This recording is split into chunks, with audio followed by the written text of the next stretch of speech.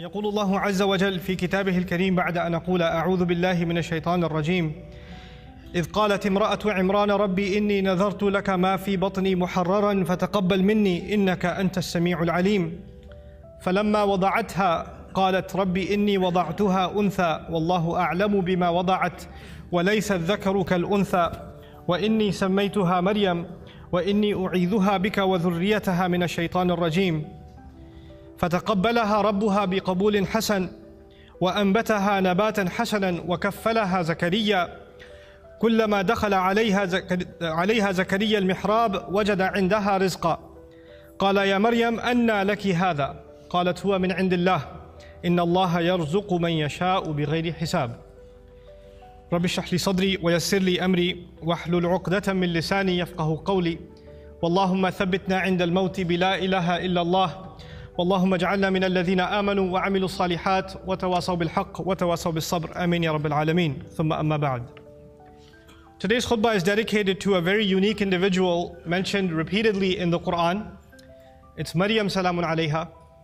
And the reason I decided to give a khutbah on some aspects of her life that Allah highlights in the Quran are actually inspired by a question somebody asked me this week. Somebody came to me this week and said that they've had a very close relationship with Allah since childhood and that they've made dua to Allah from a very early age, praying tahajjud, even when they were a teenager, and whenever they asked Allah for something, Allah provided. This person actually had a pretty tough life. Father passed away at an early age, no brothers, and this woman has lived a pretty lonely life and basically decided to really truly depend on Allah. And so as she grew and developed in her years, she found that Allah miraculously answers her prayers. Every time she asks Allah for something, Allah has never left her prayer unanswered. So she developed this reliance and this closeness with Allah and would always turn back to Allah. She needs something, she goes and prays 2 rak'ahs and she makes dua to Allah. So a really beautiful connection she had with Allah. But where did the question come from? The question came from a fact that more recently she went through quite a series of very unexpected difficulties in life. And she decided that she's going to increase her ibadah to Allah and increase her du'as because her problems have also increased. So you figure the more your problems increase, the more you're going to ask Allah to help you solve your problem. And so she does that and she prays like she's never prayed before, fasts like she's never fasted before, begs Allah, cries to Allah, sheds tears before Allah like she's never done before. But the problems keep getting worse. They don't get any better. And she starts thinking to herself, maybe Allah is not happy with me because before I used to pray and everything used to get answered. I've never had this problem before. Every time I had a need, I turned back to Allah and Allah solved my problem. But now I'm making dua after dua after dua and I continue to beg Allah and my problems are not getting solved, they're only getting worse. What could possibly be the reason? And in her mind, the reason was, I must have done something wrong. Allah must no longer be answering my prayers because somehow I've been disqualified. I'm not in Allah's good books anymore. The reason I decided to give this khutbah is that this is a very common notion that can creep into somebody's mind. We make dua, every human being makes dua, and we're expecting that Allah Azza wa Jal will give us an answer. We're hoping that Allah will solve our problem. There are 2 kinds of du'as basically, for most of us. The one kind of dua, and I'm talking about the ones we make for ourselves. One kind of dua is we want a problem that we have right now to be solved. We have an issue, we have some circumstance, and we want Allah Azza wa Jal to protect us from falling into a worse problem, to secure the good things that we have, etc. And of course we make dua for our future. We make dua for ourselves, our children, and to take care of things in the future. Ya Allah, things are good right now, Ya Allah, keep them this way. Preserve what we have here. These are the kinds of duas that we make for ourselves. The thing that I wanted to highlight, and I've talked about this in another khutbah, but today's khutbah is slightly different, on a slightly different note, and that's why I chose Maryam salamun alayha. But the first thing I wanted to highlight is a quick reminder to all of you, is that your dua getting answered immediately or not getting answered immediately has nothing to do with whether or not Allah is happy with you. It has nothing to do with that.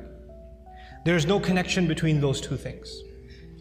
And even if there was a connection, you will never know. You cannot guess what the reason is. You have the case of Nuh alayhi salam, who was a very loving father.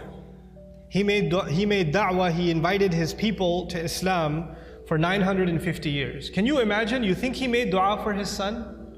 You think he made dua for his wife? All those years? Or he didn't care about them? Someone who cares so much about his nation, they spit on him, they insult him, and he goes back to them and makes dua for them 950 years. You think he ignored his own son, his own wife? All those years of dua, and they didn't change. Isn't that the case?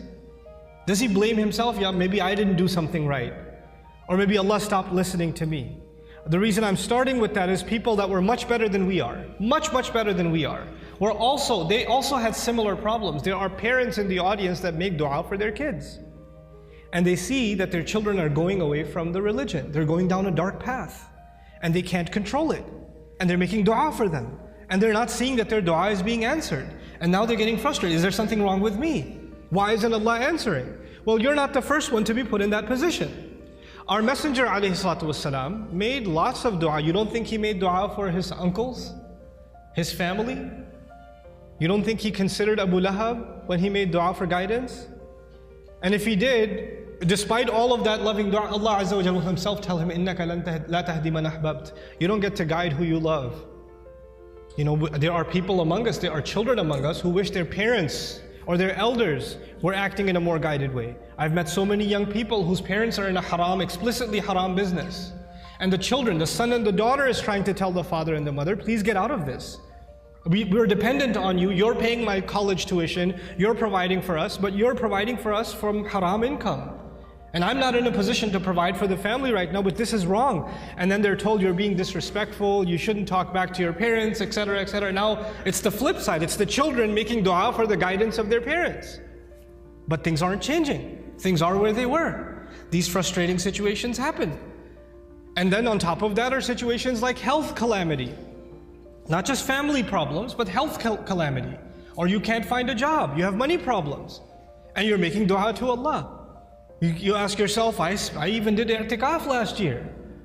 And I kept making dua and I didn't pick my head up from sajda all night long, and still I have this problem. Still it didn't go anywhere. So the first thing I want to remind myself and all of you is that prophets ﷺ, all of them, much before us, Allah mentions their du'as consistently in the Quran. And Allah also mentions their problems consistently in the Quran. You don't think, for example, that Yaqub alayhi salam, the father of 12 sons, made dua for all of his sons?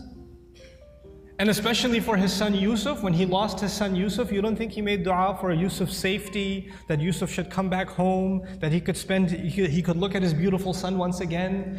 We know that he cried so much he lost his eyesight. Ibiyaddat aynahu. He lost his eyes over crying over his son. And all of those du'as for so many years go unanswered, and then they eventually get answered. You don't think that the mother of Musa alayhi salam, when she put her baby in the water and the river just takes the basket away, the basket could flip over any time. And how do you know the basket is waterproof? How do you know it's not going to leak? How do you know it's not going to hit a rock and it's done? You're throwing something in a river. It's not a joke, it's a baby in a river. You don't think that mother is making dua to Allah? And notice the difference. In that case, in the case of Musa's mother, she makes dua to Allah, and a few hours later, she's reunited with her son. Just a few hours later. By the time the baby is hungry for the next meal, he's back with his mother. And in the other case, with the case of Yusuf alayhi salam, he was separated from his father. But he wasn't reunited with his father for many years. For many, many years. We are going to go through difficulty in life. And all of our problems are not going to be solved because we made a dua to Allah. Understand the reality of dua. What is the purpose of dua? We often confuse dua with talab. Talab in Arabic means to ask for something, to demand something. Dua means literally to call. That's what it means. Da'awtukum, I called you, I invited you, I cried out to you. This is dua. When we make dua to Allah, sometimes in that dua we are making demands. It's true. We're making requests. But we should never forget that all of those requests, you know what they are at the end of the day? It's a humble slave of Allah turning back to Allah and begging Allah. to help him with whatever problem. But it's more than Allah solving your problem. It's just the act that you communicated with Allah that's the most valuable thing. The fact that you actually engaged Allah in conversation, that is the goal in the end. Whether or not Allah will solve your problem immediately is a separate problem. And I want to share just a quick thing about that, then I come to Maryam salamun alayha. Sometimes you go through problems and you ask yourself, what is my fault in all of this? Why do I have to go through these problems? What did I do to deserve this? Let me ask you this. Yusuf alayhi salam was a child, right? A child by definition is innocent. What did a child do to deserve being kidnapped? What has a child ever done to deserve being thrown inside of a well in the middle of the woods? What has a child ever done to deserve being sold as a child slave in a different land? What is that, when he grows up as a young man, what did he ever do to deserve being thrown in jail over a false accusation? And he spent many years in jail, not because of something he did. He was innocent. And he spent all those years in jail. He went through situations in life that if anybody else went through those situations, you'll say, life is unfair, man, what are you going to do? Life is unfair, you know? But you know what happens to a believer? They don't just say life is unfair, they say Allah is unfair, ma'adallah. Allah did that to him. Yet Allah says in Surah Yusuf, Wallahu ghalibun ala amrihi. Allah was overlooking everything he did in his decision. Every decision that was made for Yusuf, Allah was dominating that decision, overlooking that decision. How? Sometimes you and I go through difficulty because Allah knows something better is coming. Sometimes that better thing that is coming is for you. Sometimes it's for somebody else. Sometimes it's not for you. Sometimes it's for somebody else. Sometimes the benefit of your difficulty will come back to you. The return will come back to you while you are still alive. Sometimes the return is meant to come back to you after you go back to Allah. What happened with Yusuf alayhi salam? A father was separated from a child. It's a tragedy, isn't it? But imagine if he was never kidnapped, he would never be in the well. If he was never in the well, he would never end up in Egypt. If he was never in Egypt, he would have never grown up there and been thrown into prison. If he was never in prison, he would have never met those two guys he met in prison, whose dream he interpreted. If he never met those two people, one of them who got to live and go back to the king, and when the king saw a dream, a strange dream, he would have never said, wait, I know someone who can help interpret your dream.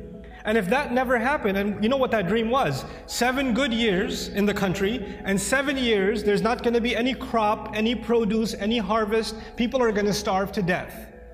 If Yusuf was not in prison, alayhi salam, and then was taken out to interpret that dream at that time, there would have been an economic, financial, social crisis in the country, and hundreds of thousands of children would have starved to death. One child suffered for a few years, but because of that child suffering, Allah's plan was to save a lot of families, a lot of fathers and mothers from losing their children to starvation. Because of the plan that Yusuf alayhi salam came back when he interpreted the dream and gave, when he became the treasurer. I have a friend, some of you might have heard of him. His name is Robert de Villa. I asked his sister about him if she knows him, and she said yes, she's heard of him. The man can't move any part of his body other than his face. He can't move any part of his body. What did he ever do to deserve that? Nothing. But how many people have accepted Islam because of his disability? How many people have just heard about that and have come back to Allah? How many people that were ungrateful in life, even though they were Muslim, they were only Muslim by name, and decided to submit their heart back to Allah because that man is sitting in a bed. His suffering, his pain becomes guidance for millions of people. You understand? Sometimes the difficulty you and I go through is actually a small price to pay for a lot of khair, a lot of good that will either come to me now or it will come to me in the akhirah, will come to me after I go back to Allah. So our du'as are not the same as placing an order. Now I get to Maryam salamun alayha, and I really, when she spoke to me, I remembered her, because the thing with Maryam salamun alayha was, even when she was young, her birth was strange. It was mentioned in the Quran. Not many people's birth is mentioned in the Quran. And she, the mother was expecting a son, but she had a daughter instead. And Allah says, "Laysa dhakaru kal untha," which has a multiple layers of meaning, but I'll just highlight one of them. This girl is like no other boy. This girl is special. And by the way, please remember those words next time. Any of you, if you're expecting a child and that you were hoping and your mother was hoping and your father was hoping and your extended cousins were hoping it's going to be a son and you have a daughter, you remember that Allah didn't highlight the birth of a child like He did the birth of Maryam salamun alayha. It's an honor to have a daughter. It's a gift of Allah to have a daughter. And it's actually the behavior of the mushrikun to be upset that you had a daughter. ظَلَّ وَجْهُهُ مُسْوَدًّا وَهُوَ كَظِيمٌ. His face turns dark and he's depressed. He's swallowing his upset attitude because he had a girl. Girls are a blessing from Allah Azza wa Jalla, an honor. And it's a disrespect not only of the gift of Allah, but of the ayat of the Quran when you're upset that you had a daughter. You should be mindful of that. But that's on a side note. This child is born, she's actually given a special place in what was then the central house of Allah. And Zakaria alayhi salam used to take care of her, and every time he used to come to visit her to make sure she's doing okay, because she was dedicated living in the house of Allah. كُلَّمَا دَخَلَ عَلَيْهَا زَكَرِيَّا الْمِحْرَابِ وَجَدَ عِنْدَهَا رِزْقًا. Every time he'd walk in, he'd see fruits, food in front of her, and he'd say, where did you get these fruits? These fruits don't even grow here. And these fruits aren't even from this season. These fruits grow in the winter, these fruits go in the summer, you have them in off season. Where did you get them from? She would respond, قَالَتْ هُوَ مِنْ عِنْدِ اللَّهِ. These come especially from Allah. These fruits come to me from Allah. Imagine somebody whose du'as are answered in a way that's special delivery from the sky of food for this woman. And so when this sister was telling me her du'as get answered in life, I remembered Maryam salamun alayha and how miraculously Allah would intervene and provide for her even matters like food. Things that we can get up and get ourselves. She didn't even have to get up for that. Very special child, very special woman. And so about this woman, what I wanted to share with you is later on in life what happens to her.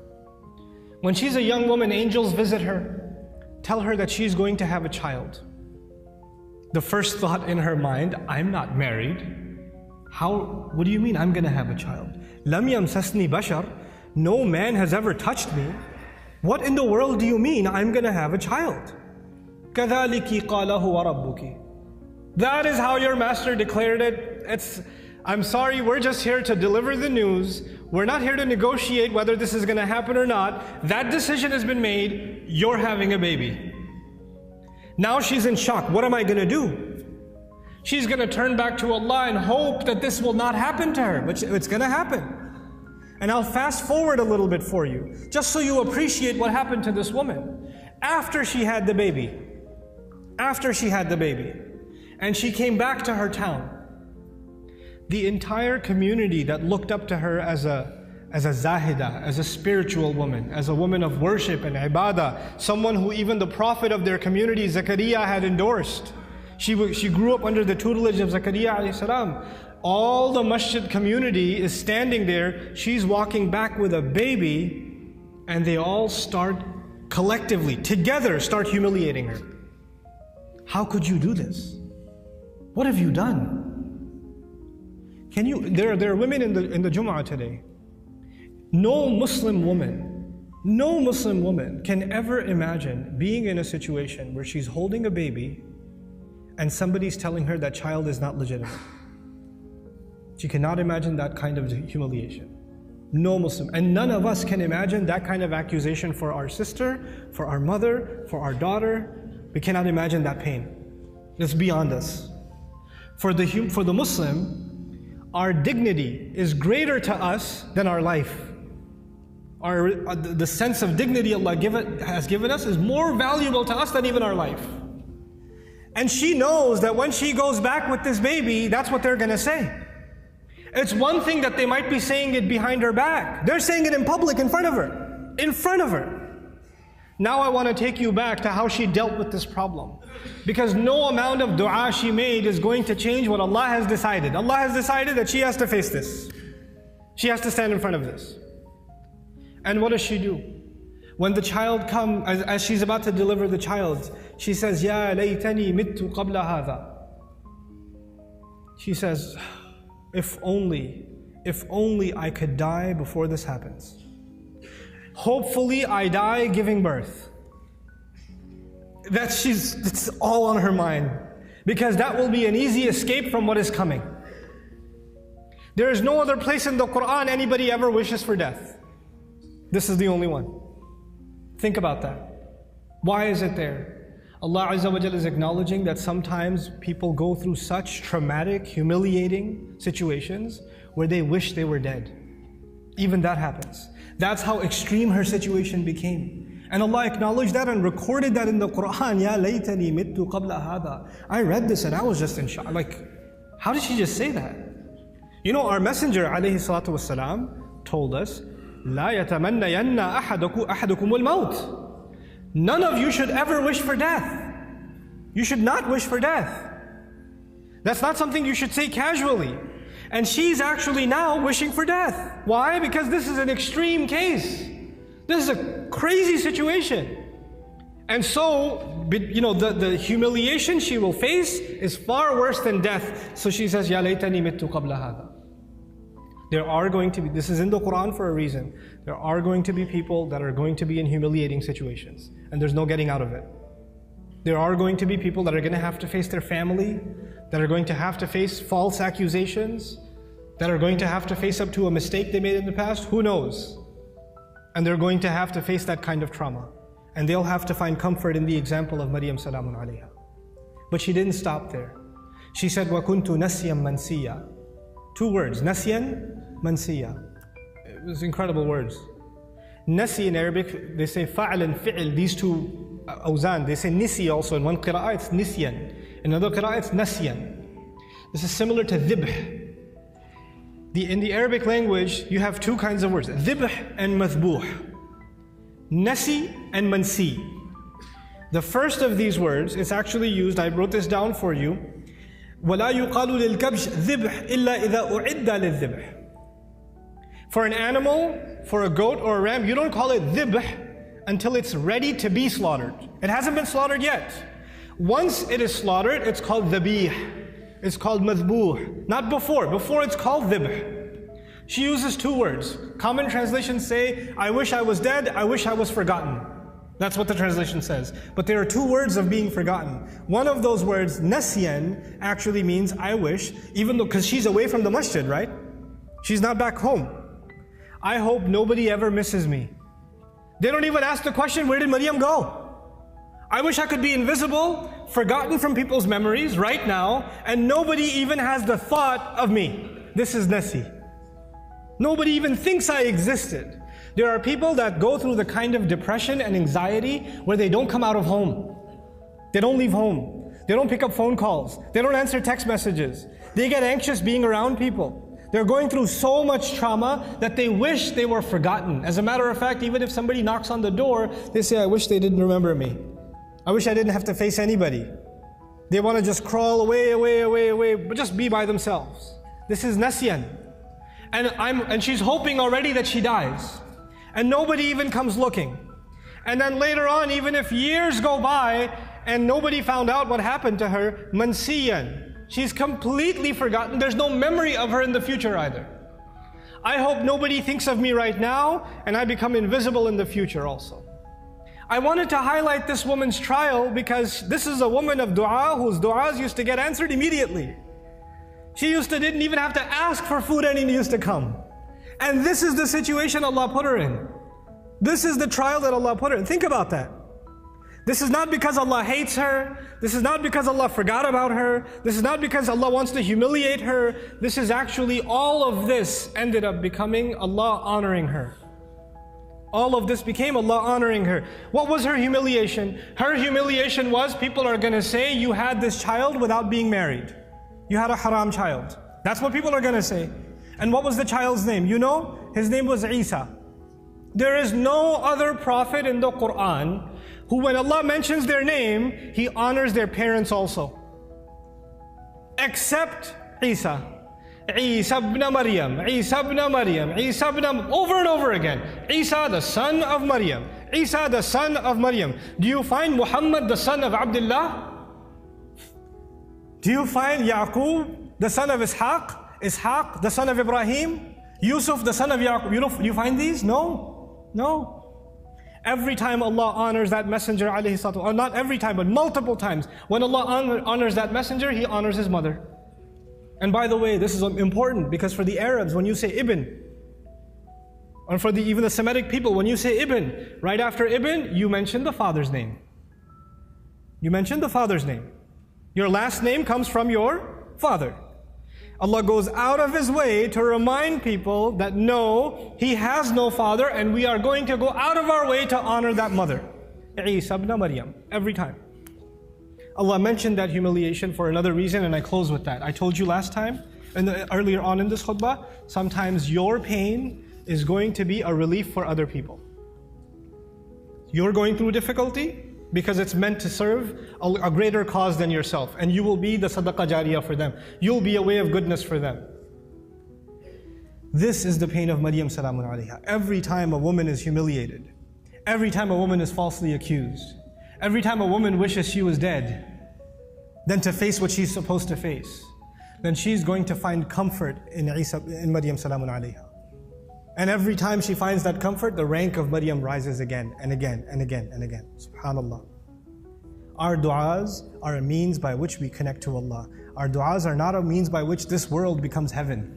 This world is going to be full of trials. People that were much better than we are had difficulty in life. That's okay. لَقَدْ خَلَقْنَا الْإِنسَانَ فِي كَبَدٍ. We created all human beings in toil and labor and struggle. Struggle is a part of life. The purpose of dua is to help you and me deal with those struggles and to never forget that Allah is with us, whether it's hard times or easy times. May Allah Azza wa Jal not make us people that lose faith. May Allah Azza wa Jal honor us and help us remember that no matter how much people try to humiliate you, people try to put you down, people insult you like they did Maryam salamun alayha, Allah still honors you.